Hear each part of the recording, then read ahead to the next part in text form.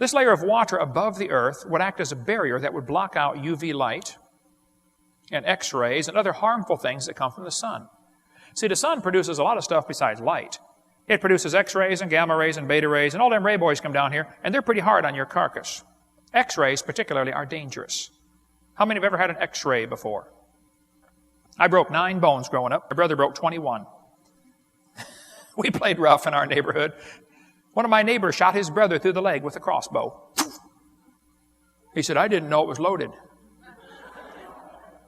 How can you not know a crossbow is loaded? Oh, duh. Anyway, you go to the hospital and they say, take off all your clothes and put this little gown on.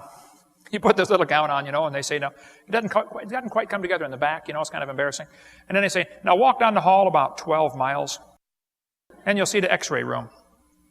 Well, if you make it all that way, they'll say, oh, we're so glad you made it. Would you please lay on this table? And they just got the table out of the freezer a few minutes before you got there. How many been on that same table? Now, you know what I'm talking about? It's ice cold. And he puts this weird machine on top of you, and the doctor says, okay, now take a deep breath and hold it. And he runs out in the hall. And he's got a lead apron on. You say, Doc, come here. Is this machine dangerous? He says, no, it's harmless. He's lying. You say, Doc, how does this machine work? He says, well, when I mash the button, X-ray bullets come out of that machine, and they're going to go right through your body like a machine gun, and we're going to blow you full of holes. Billions of them. Little tiny X-ray holes. We're going to actually make a shadow of what's inside your body. Which, by the way, is why many radiologists have a negative outlook on life. But we're going to blow you full of holes. But he knows it's dangerous for long-term exposure to X-rays. So that's why he's got the lead apron and runs out behind the lead wall. He don't want to get exposed to those X-rays. But a lot of people don't realize the sun X-rays us every day. We're being X-rayed right now. Now, concrete will stop X-rays and water will stop X-rays, but this roof on this church will not stop X-rays. They're coming right through the roof and right through your body. And you're being X-rayed as you sit there. Not a thing you can do about it. Well, I'll tell you in a minute what you can do about it. But your skin feels the full force of these X-rays. And your body has to fix the damage. I mean, you fix millions of holes in your skin every single day. Millions of them.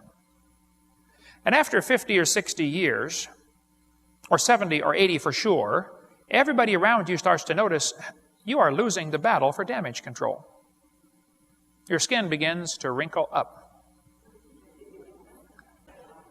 You say, well, Brother Hovind, I don't want to get old and wrinkled. Oh, I'm sorry. If you get old, you're going to get wrinkled, okay? You might as well get ready for it.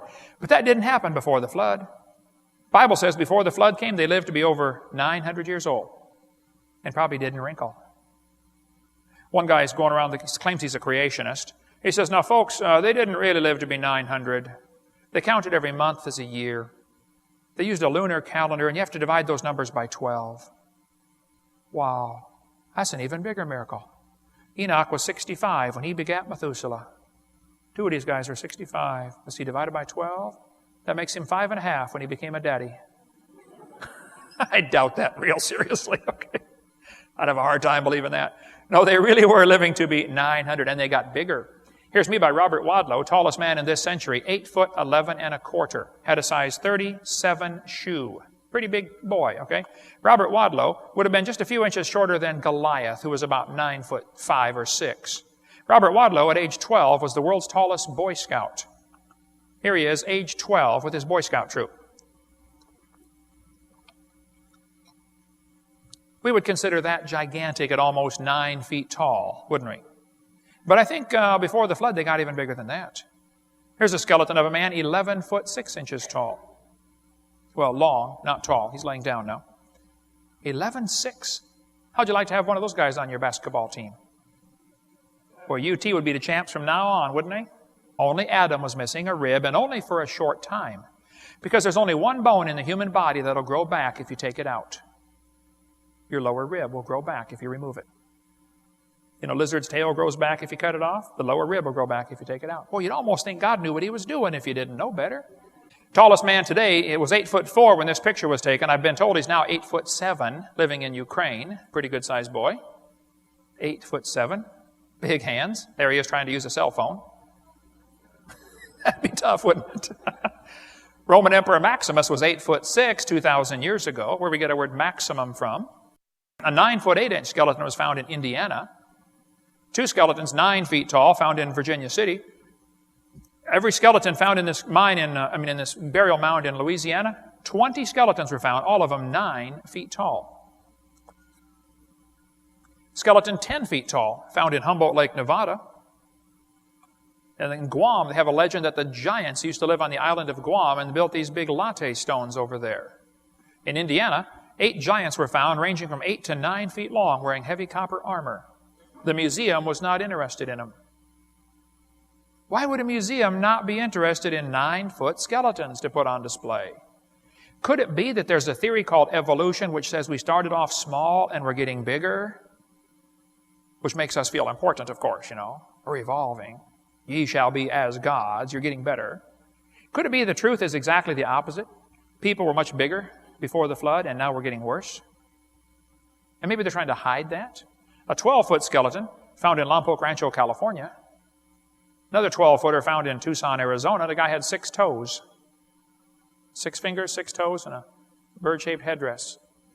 When the Mexicans, Cortez, went to Mexico and conquered part of it, the people who lived there said, oh, there used to be giants that lived on this continent. They brought a bone of one of these guys out. Just the thigh bone was as tall as Cortez. Just the thigh bone. And he said, I'm a man of good size. He said, I'm a good-sized guy, and this was the same size as me. This is a giant block of rock. Who on earth is moving these things? Consider that's a camel in front of it for scale. Who's cutting and moving these things? This is a 39-pound axe head. Swing a 10-pound sledge for a few minutes and see why I'm wondering who's swinging a 39-pound axe head. This is a stone designed to be held between the thumb and finger for chipping. The Smithsonian is responsible for hiding most of the discoveries of giant humans. They don't want people to know about these giants because it goes against the evolution theory.